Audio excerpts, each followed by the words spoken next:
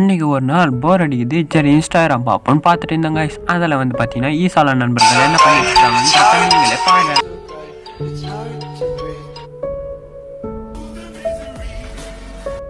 ரீசெண்டான அந்த ஒரு சிஎஸ்கே மேட்ச்சில் வந்து பார்த்தீங்கன்னா டோனி வந்து பார்த்தீங்கன்னா ஒரு கேட்சை பறந்து போயிட்டு பிடிச்சிருப்பாரு கைஸ்.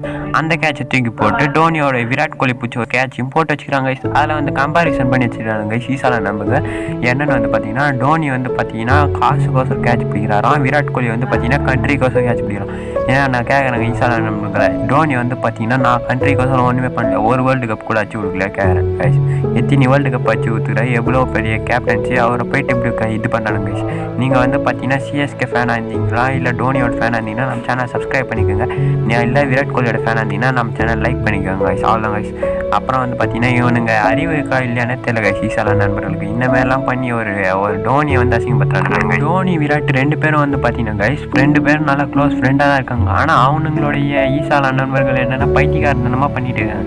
இன்ஸ்டாகிராம் தந்தாலே டோனி போடுறது பேட்ஸ்மேன் இவரா, ஐயோ இந்த ஈசால நண்பர்களுக்கு அறிவு இருக்கா இல்லைன்னு தெரியல. நீங்களா சொல்லுங்க கைஸ் கமெண்ட் பாக்ஸில் என்ன அவனுங்களுக்கு அறிவு இருக்கா. Thank you guys.